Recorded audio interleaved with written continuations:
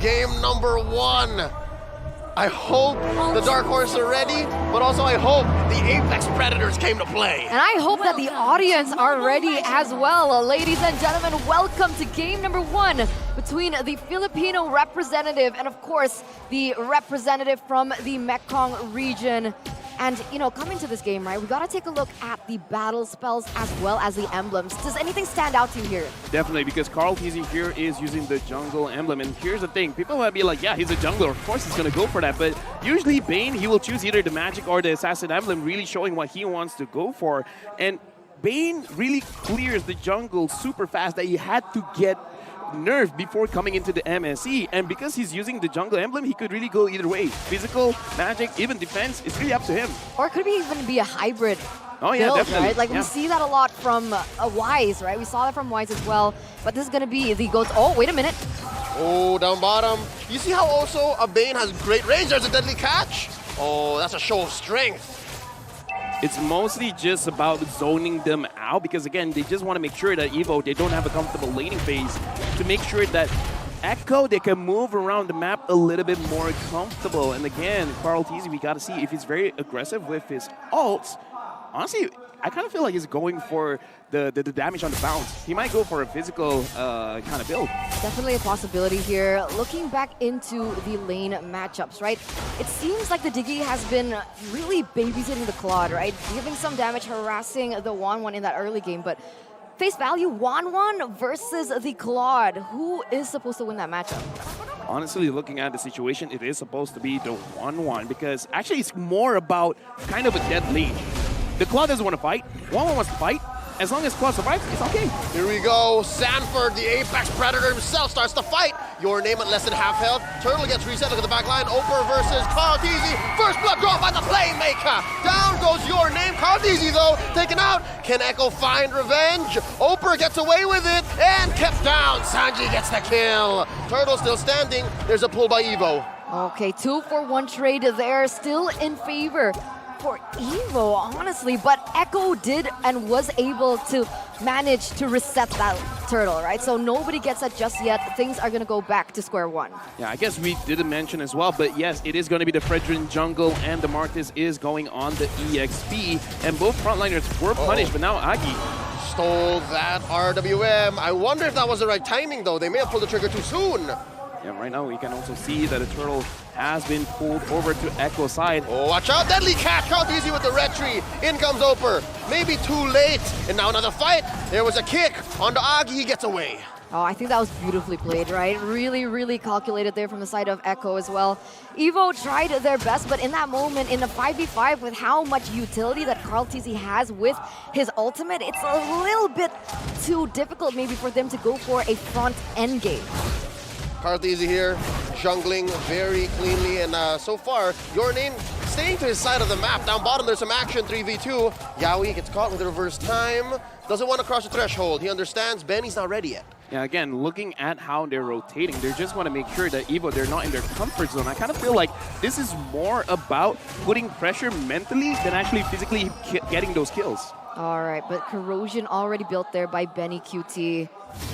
Looking at the items here as well, we can definitely see a very big impact here because looking at the Claude has actually, never mind, the Claude actually has a gold advantage here. And looking at the Bane, looks like it is going to be, at least for now, focusing on the defense. Oh, up top. Doesn't mean much here. Oper versus Sanford. You see Sanford with the Sha Essence. Heals up, down bottom. There's a kick on the Numnim. Gets a few hits in. Sanji with the Void Crystal keeping him down with the RWM. Fails to pop the little owl baby man, and he gets away. All right. 4 minutes in, you can see, like you mentioned there, a lot of aggression here coming in from Echo as well. And I find this interesting, right? Oh, wait a minute. Oh, Benny wants to take to the skies. Doesn't get to it. Piston takes him down. Point blank. Blazing Duet. I gotta say, I guess that's just a miscalculation there because I think he thought that he could take a little bit more in terms of the turret shots and then he could rise up. And a kick here from Yaoi. Could they find one on Agi? He's still alive, but only for a second more. Sanji gets a kill. And looks like it's not finished because here Uh-oh. Carl Tizzy might get caught. Carl gets put down. Oh, he gets away. Heals with the ale. Deadly catch. Down goes your name. Another kill for Sanji. And now they're just free to get the neutral objectives, and this is why I love Echo and how they play, right? The way they're able to just chain those events, going in for the kills, getting over those pickoffs from the side of Evo, and then going ahead and getting the neutral objective, securing that for themselves, and of course, a healthy gold lead. Right now, I kind of don't like the movement coming in from Evo because it looks like even they're not entirely sure what they're really going for because they're kind of like moving by seeing what Echo is doing. They're not being proactive, they're being reactive. Yeah, and it's so evident here in mid because look, Echo is just making a play for this mid lane. Biston coming in, pre-firing the Blazing Duet. Oh, to his detriment, but they do clear the wave. Evo is still alive. Okay, let's take it down a notch, right? Echo has been playing just insane, but looking at the equipment coming in from Claude, right, from Biston in particular, does he have enough in his arsenal to play that aggressive? For now, definitely not yet. He definitely needs the golden staff. Doing him here, looks like he's gonna be fine. Maybe I'm speaking too soon. He's taking quite a lot of damage actually from Sanji. If anything, the real win is that they force the pop on the time's journey. They're not going to be able to fight here a few seconds in. Look at Agi. He has the way of the dragon. No dice. It really looks like they're just buying their time. Kind of ironic because they have the Diggy, but it looks like they really want to make sure that everyone gets their items first and then try to fight it out. I would kind of say it's the opposite from Echo, where Carl Tizzy is really looking for an excuse to use his ult. Like, if I can use a deadly catch, I'm just gonna do it. You're right. But right now here, Biston, once again, he's trying to, he's trying to equal the playing field, right? You can see that he's struggling, just trying to get the farm so he can play a little bit more aggressively because of that mid-game power spike that he so direly needs. But in the top lane, Try to get one over on Sanford. Able to retreat underneath his turret. He survived. He's okay. And LaFell, just to build on what you said earlier, I think I agree with you because they're looking for a play, right? They go for the XP lane. They go for the one that actually can just get away with a Black Dragon form. Yeah, and I gotta say, that was kind of a big mistake because the way of the dragon could have pulled him away from the safety of his own turret, but accidentally kicking him into safe arms. The turret doesn't have arms, but just, metaphorically. We get it. We get it. It's like family. Ohana. Oh, Carl Tizzy here. Wants one early. Deadly Catch gets a shield for his team. And now your name in the middle of it all. Numinim on early. Time's journey. Oper getting caught in the real world manipulation. He's not going to last long. Sanji gets another kill. 4-0 on this young mid laner from the Philippines. Now Agi. Oh, look at Carl Tizzy right in the middle of all of it. Agi making some space. Numinim in your name retreating underneath her tier 2. Tier 1 up top gets taken down by Sanford. Echo's just doing everything right? They read the opponents. They know exactly what Evo is trying to go for. They're able to secure and dominate over the neutral objectives. They go in for the kills as well. And it feels like Evo, they're pressured to play as aggressive. They're playing into the tempo of Echo, where I feel like they need to stop over-committing for these team fights. I don't know, I kind of feel like they're trying to play as safe as they can. It's good and bad, right? Because you're not taking unnecessary risk.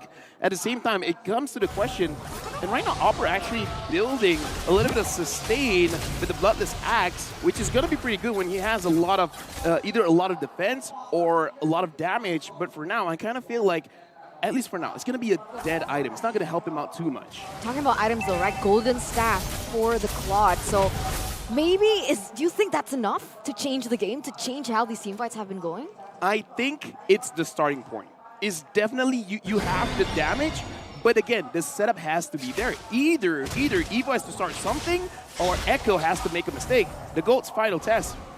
The first time Carl Tizzy will be playing in MSC. Yeah, and that's just gonna be the only title left for him to take for himself, right? He already has 2 MS series, and now he's looking for the next M, but that being MSC. Let's see how far he goes with it.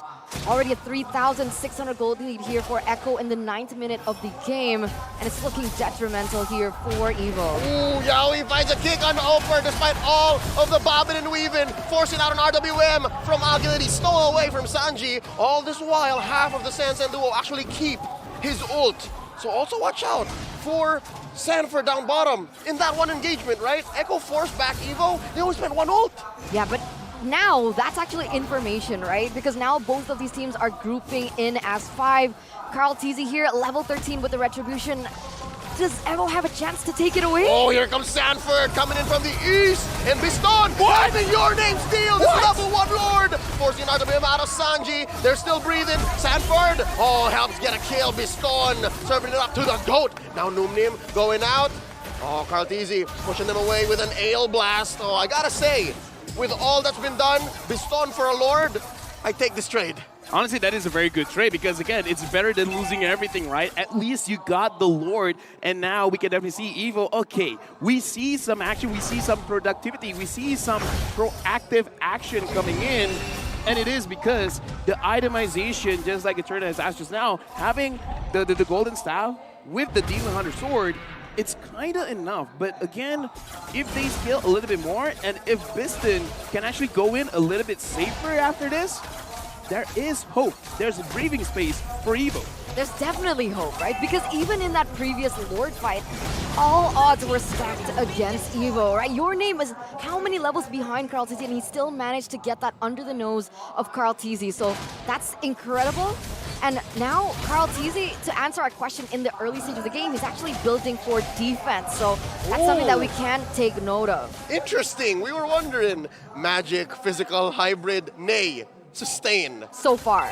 Interesting. I kind of feel I'm like taking notes. I'm taking notes. I kind of feel like he can do that because he really trusts his teams. Having Benecute as well as Sanford, being able to dish out the damage, and again, Sanji as well. So he's kind of like, he has it. Instead of being like the playmaker, now he's like, you know what? I will follow the team. What do you guys need? I'm just gonna make sure you guys get it. Wow, I was gonna say, Karl'Tezi bringing back Bane in the jungle like it's 2021. This is a different flavor. I'll have it. I'll take it. And so far, it's been a very quiet game. This is odd. Honestly, looking at how he's really forcing out all of the fights, all of his calls, just to make sure that they have a faster rotation, it is very interesting. Definitely take notes because a lot of people have been going for damage, but Karl'Tezi is like, nah, fam. Honestly, the damage is enough. I just make sure that I can survive for long. Yeah, the utility from the ultimate, right? The Deadly Catch is already enough to kind of hinder whatever plan that Evo has. I don't know how, but they need to find a way to bait out the resources coming in from Echo before they commit to a team fight. I kind of feel like Opera has to be the black sheep here. He has to go in front, get everything, but Yawi gets a kick. Oh, that's one. Agi is the first to fall. That is such an important role. You can't have your mid laner being out of a big 5v5. And now, Echo might just force the issue here. RWM pinning Numinum. Yawi. Oh, wow. That's unfortunate timing. They could have really forced that mid push. Yeah, kind of, but, well, it seems like this is the result that we're going to take for now. 2,600 gold lead. It has shrunk from earlier, but right now, once again, both of these teams with the Lord on the way already, 3 seconds left. Seems like Echo has already begun to kind of set up for it. Biston here trying to clear in that bottom lane, but that's information as well for Echo to maybe pull the trigger here right now. Oh, they're gonna rush this Lord unless Evo will oblige. There's a kick by Yawi, finds Your Name. Fredrin here at less than half health. Now a 5th, now an 8th, and down he goes. Karl'Tezi gets the kill. That's no retreat for Evo. Numinum goes down, pop by Benecute. Oper trying to get one, doesn't get it. 2K for Big K. And that's already 3 outs. 2 members left. They won't even think about it. Echo making a straight play for the Lord. Unless, Evo, what's this? You want to push in mid? I kind of feel like they got to find something else because Echo, I don't know whether it is intentional or not, but they're actually making sure that they stagger the respawn time coming in from the team because Agi was about to spawn. That's when they tried to force a fight. Get someone and make sure that not all 5 members are alive at the very same time. Make sure that, okay, one's down, then we get 2, and then once they are about to get up, we're going to kill them as well. Oh, man. All right, okay, Biston's fine. Biston's okay. Close call. Yeah, you were talking about that, right? They need to find something else. They need to trade back, and I think that's what Biston is trying to do, right? Claude has a little bit more mobility than maybe the other members of the team. I would argue that Martis should be the one to do that, but taking a look at the instant replay right now, let's see what happened. The instant replay, honestly, they just feel like, okay, you know what? Right now, even they're not really doing anything, so we might as well just engage and try our luck. Because I kind of feel like for them themselves, they're like, we just have enough damage. Yeah, we just catch someone. Anyone. Anyone. And how perfect is it that his first target was the one with the Retribution. Now an RWM by Sanji. Finally locks in that tier 1 in mid. Agi answers back. Oh, Evo here. Still alive, still up. Keeping much of what they want to protect. They have one more turret out of their base, but Echo has a Luminous Lord. I would argue that Evo should be able to have the high ground to defend it, but compared to Echo, Your Name gets kicked out of the way. He survives, but Lord does trample through. Look at Sanford. Oh, deep behind enemy territory. Bistan. Oper. Oh. Well, Bistan takes quite a bit of damage from Sanford. He did pop his petrify. Down goes Agi. Sanji coming in. Didn't have to spend his retry, rather his flicker. Probably he spent his retry though, trying to slow him down. Another push in mid by Benny Cutie. This is looking dire. Yeah, right now we gotta look at Bistan because he cannot deal out the damage safely. Every single time he goes to the front, he's gonna take quite a lot of damage. And now real manipulation. Whoa, we were talking about Bistan. Down he goes. Oper as well. They're slowly falling. Your Name gets taken down by Benny Cutie. It's a wipeout. Echo takes game one. a triple kill for the 1-1. That was in